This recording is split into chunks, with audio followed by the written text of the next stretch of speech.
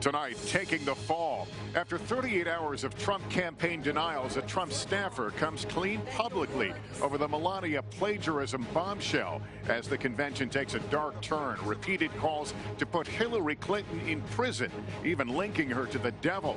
Tonight, Trump's running mate, overshadowed, steps into the spotlight. Dangerous heat alert for 50 million people. For some, it's a matter of life and death. Downfall of a TV titan. Sources tell NBC News Roger Ailes will soon be ousted in the wake of a sexual harassment lawsuit. Dramatic rescue caught on camera. Good Samaritans band together to save a driver trapped. And thanks for the laughs. From Happy Days and Laverne and Shirley to Pretty Woman, we remember the legendary Gary Marshall. Nightly News begins right now. The Republican National Convention. This is NBC Nightly News with Lester Holt, reporting tonight from Cleveland. Good evening. After 2 nights largely dedicated to reasons why Hillary Clinton should not be president, we may hear the case for Donald Trump tonight when his vice presidential running mate, Governor Mike Pence, takes the stage in prime time. But it's the latest shoe that dropped in the Melania Trump speech controversy that is dominating the buzz here this evening, all because the campaign itself breathed new life into the embarrassing flap today when it acknowledged passages of her speech were in fact lifted from Michelle Obama's 2008 convention address. NBC's Katie Tur has late details. Please welcome to Cleveland. Donald Trump touching down in Cleveland, stepping off his helicopter to his awaiting family. But noticeably absent, Trump's wife, Melania. 36 hours after she was accused of plagiarism and after repeated denials, Team Trump finally admitted part of Melania's speech was in fact plagiarized from Michelle Obama's 2008 convention address. A person she always liked is Michelle Obama, Trump Corporation staff writer Meredith McIver said in a resignation letter. Over the phone, she read me some passages of Mrs. Obama's speech as examples. I wrote them down. This was my mistake. McIver, a registered Democrat, took the fall, but Donald Trump rejected the resignation, later tweeting, "All press is good press." And to roll in here and not be prepared for basic stuff like checking speech copy for plagiarism or other mistakes is a very troubling sign. Trump is now officially the Republican nominee, but the star at his own convention is Hillary Clinton. Hillary Clinton. Hillary Clinton. Hillary Clinton. Hillary Clinton. Hillary Clinton. Hillary Clinton. Is she guilty or not guilty? Chris Christie fired up the crowd with a mock Clinton prosecution. So let's do something fun tonight. Tonight, as a former federal prosecutor, I welcome the opportunity to hold Hillary Rodham Clinton accountable for her performance and her character.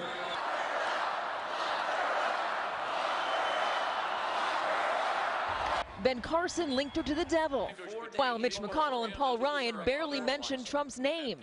The Republican machine clearly more comfortable trashing their rival than extolling their nominee. Trump even getting boozed today when he flew by a Ted Cruz rally. Campaign operatives capitalizing. Al Baldessaro has been on Team Trump from the start, serving as his veterans co-chair. Hillary Clinton should be put in the firing line and shot for treason.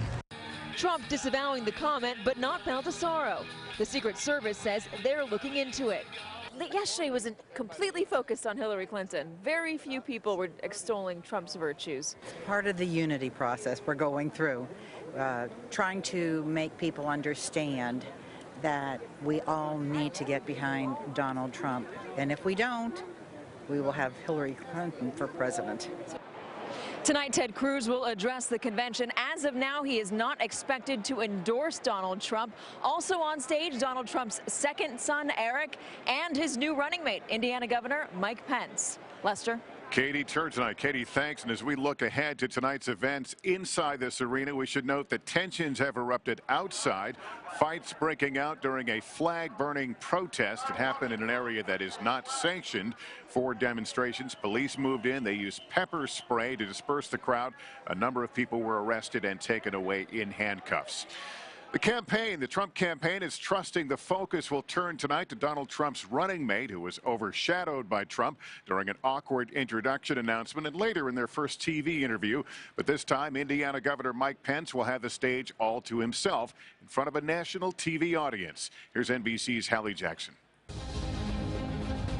Donald Trump's name practically everywhere. His running mates, not so much, as Saturday Night Live found out. Can you tell us which one is Mike Pence? Isn't that him? That's a young Jay Leno. Governor Mike Pence, still a mystery to many. I'm a Christian, a conservative, and a Republican, in that order. Overshadowed by Trump in their VP announcement, but he'll step out of Trump's shadow tonight into a spotlight that highlights just how different they are. Trump often brags. We're going to win Ohio. Pence often prays. Permit me to give thanks to God. Trump criticized the war in Iraq. Pence voted for it. Trump married 3 times. Pence married 3 decades. None of it fazing supporters like Indiana Senator Dan Coates. Some marriages are like that, including my own. We've done pretty well here over quite a long period of time. I think we build off of each other's strengths. We recognize our own weaknesses. Pence started his career in talk radio. I thank God for you. The American flag that'll be flying out in the front step of the Pence house. Before being elected to Congress. In his 12 years there, not one of his bills or resolutions became law. Still, as one of the top House leaders, he built relationships then that could help the ticket now. This is a movement conservative. It's time to pick a fight. Still popular with the Tea Partiers who helped him win Indiana's governorship in 2013, Pence is best known nationally for his support of a controversial religious freedoms bill. His standing with social conservatives, partly why Trump picked Pence, to try to bring together the party and bring out voters in the Rust Belt states Trump's targeting. But I suspect that the choice of Mike Pence was much more about satisfying the donor base within the Republican Party than any sort of geographic attraction. Our new NBC News SurveyMonkey online poll shows about 4 in 10 conservatives don't know enough about Pence to have an opinion on him. That will probably change tonight when Pence's Indiana delegation here joins the rest of the convention and the country in watching the biggest speech of Pence's life. Lester? All right, Hallie, thank you. Let's bring in our primetime team, Chuck Todd and Savannah Guthrie. Savannah, we thought that the Melania speech controversy had pretty much reached its end. New life breathed into it today with that new announcement.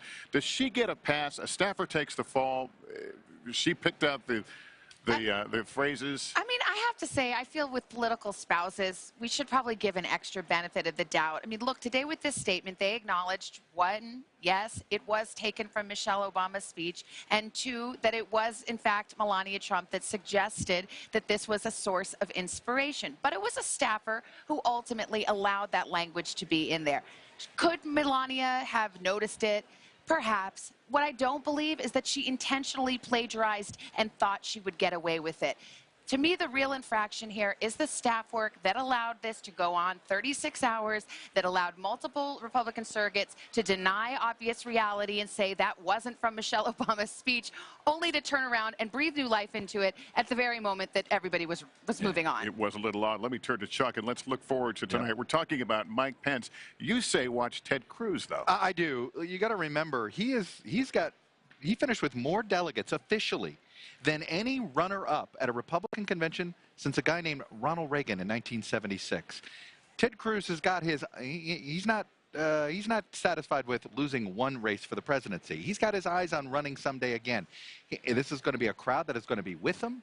He is going to have a lot of. In many ways, you could argue there are more Cruz fans in here than there are Trump fans. There may be more Trump delegates, but they love Ted Cruz. He could become a more dominant and popular figure tonight than Mike Pence. That's something that the Trump campaign ought to be a little concerned about. All right, a lot to watch. We'll see you two a bit later on for prime time. Got it. Now to the historic and deadly heat wave gripping so much of the country. Tens of millions of people, especially in the Midwest, are suffering through extraordinary heat. Warnings and watches have been issued in several states, and NBC's Miguel Almaguer is in the hot zone.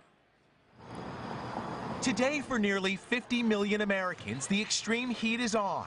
Scorching temperatures and muggy air leaving 17 states sizzling.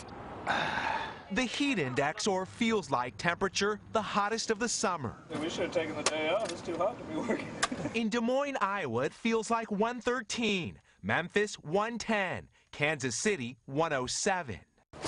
That's where the Salvation Army is in a race to deliver water to those in need. This is a situation between life and death for a lot of families. In Missouri, the heat wave is deadly. At least 2 lives lost, including a woman in her 90s, found in her home after her air condition malfunctioned. A combination of heat and humidity that will make it feel well over 100 degrees for a huge swath of the country going into the weekend, and for some into the early part of next week. The president briefed on the extreme heat by his science advisor. Today, tweeting a map of a country in deep red. His advice, drink water, stay out of the sun. With extreme weather sparking lightning fires, fueling dust storms and hot weather monsoons. In Southern California, it's fire they fear. This close call threatening the Hollywood sign. Blaze douse just in time. The fire threat here in the Hollywood Hills will increase as the temperatures does. We're expecting near triple digits as we begin our heat wave here tomorrow. Meantime, on the East Coast, also dangerous temperatures. New York City and Washington, D.C. will also be flirting with triple digits. Lester? All right, Miguel Almaguer in California, thank you. Tonight, Hollywood is mourning the loss of a legend behind some of the biggest hits on screens, big and small, from Happy Days and Laverne and Shirley to Pretty Woman and Beaches. Gary Marshall made us laugh and cry for decades as a producer, director, writer, and actor who many big stars are remembering as the man who gave them their big break. He passed away of complications from pneumonia after having a stroke. NBC's Kevin Tibbles takes a look back at his extraordinary career. Sunday, Monday, happy days. The 70s were happier days indeed, thanks to the comic genius of Gary Marshall. My mother taught me a sense of humor. My father taught me how to be a boss. From Richie Cunningham and the Fonz to Laverne and Shirley, which starred his younger sister, Penny. Nano. With Mork and Mindy, he introduced us to the out-of-the-world talent of Robin Williams. No, actually, I'm from out there. Born in the Bronx, Marshall cut his teeth in television, writing jokes for The Tonight Show. His first hit, the television adaptation of Neil Simon's The Odd Couple. You have $1.50 here for cleaning and pressing, but you don't have a date. It's for the whole year. And when Marshall made the move from the small to the big screen, well, he told Lester who he discovered. We had this girl, and I said, she's very good, this one, but nobody ever knew who she was particularly. Julia Roberts. Yeah. I was in here yesterday. You wouldn't wait on me? Even he said he was surprised at how huge the film Pretty Woman went on to become. Big mistake. Big. Huge. Today, Hollywood stars who worked with Marshall remembered their mentor and friend. I think almost everybody who worked in a Gary Marshall production came away from that experience feeling that they'd somehow advanced themselves. They'd grown. And some of it was just through knowing Gary. He knew who he was. And it may be one of the greatest lessons that you could learn from a person in this world. Know who you are, what you do. Don't try to be something else. Gary Marshall was 81. Kevin Tibbles, NBC News, Chicago. There's more ahead for us. Still ahead, a media king about to lose his throne. Sources reveal new details about plans to end the reign of one of the country's most powerful conservatives, the CEO of Fox News, amid a sexual harassment scandal. Also, caught on camera, strangers snap into action when a driver is trapped in an overturned car. Somebody have a knife? We're back now with a major drama that continues to swirl around one of the most powerful men in media and in Republican politics. Fox News chief Roger Ailes. Tonight's sources are telling NBC News Ailes will leave Fox News in the wake of a sexual harassment lawsuit filed by one of the network's former anchors. NBC's Cynthia McFadden reports on the new developments and the shakeup left behind. It's ironic that on the eve of Donald Trump's coronation as the Republican nominee, the ultimate Republican kingmaker, Roger Ailes, is poised to have his kingdom taken away. Ailes departing from the scene is certainly as important as Donald Trump arriving on it. Ailes has affected everything about the Republican Party and everything about the conservative movement for a generation. Sources close to Fox tell NBC News Ailes, the 76-year-old chairman of Fox News, will soon be ousted by Rupert Murdoch and his sons in the wake of a sexual harassment lawsuit filed by former Fox anchor Gretchen Carlson. Charges Ailes denies. Roger Ailes leaving Fox is like Peyton Manning leaving the Colts. It's a twist of fate for the man who helped create the new Republican establishment. Roger Ailes and I come from the same town, Warren, Ohio. It's a blue-collar town. It's a very Catholic town. Roger Ailes has that sensibility in his bones. Very much in your face as well. There's a tavern on every corner in Warren, Ohio. There's a bar fight on every Friday night in Warren, Ohio. Roger Ailes knows that, tapped into it. Ailes was a perfect match with Rupert Murdoch and his tabloids, loud, in your face, and politically incorrect. He brought that to cable. Don't give me any of that. We just heard the words. And the party. Lifting ratings and winning elections. This morning, it came back to bite him. Donald Trump is also a creature of the tabloids who isn't afraid to play rough. And now the paths of these two comets intersect as one descends and one ascends. But the style, the swagger, remain.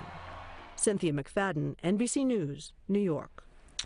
We're back in a moment with a driver caught on camera slamming into a police car. Wait till you hear what he was doing behind the wheel.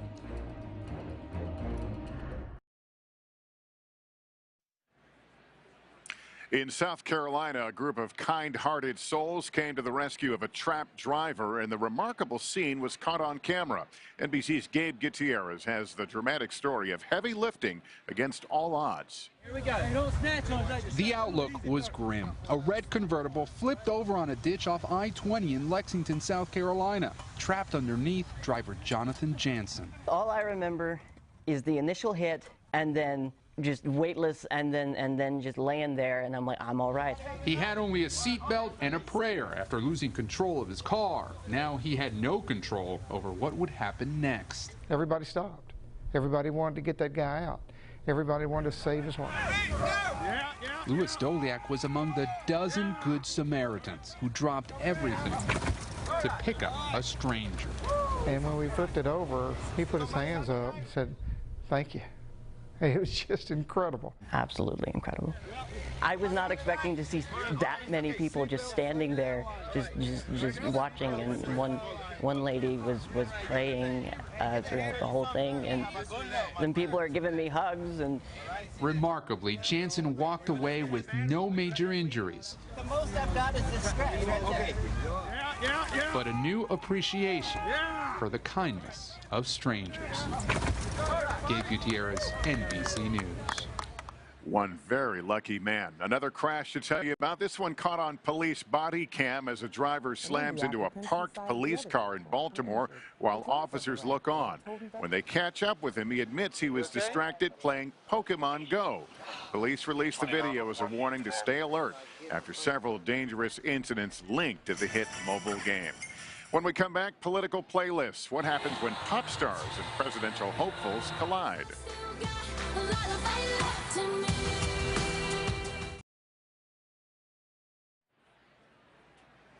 Back in Cleveland, the evening session of the Republican National Convention about to get underway. Finally tonight, those tunes you hear on the campaign trail, sometimes a song fits with a candidate in perfect harmony. But for the artists, it's not always music to their ears. NBC's Peter Alexander turns up the volume. If Cleveland rocks, it's often music that rolls presidential campaigns into each November election. Hillary Clinton's come out swinging with the help of pop stars Rachel Platten and Katy Perry.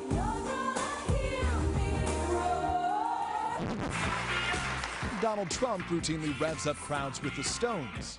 For a campaign, music can create a mood and a tone. Yes, we can. What is it that's so powerful about music as it intersects with politics? You know, music is always pushing the envelope. It's calling for change. It's calling to inspire people. And politics is also doing that, to inspire people and to connect with them.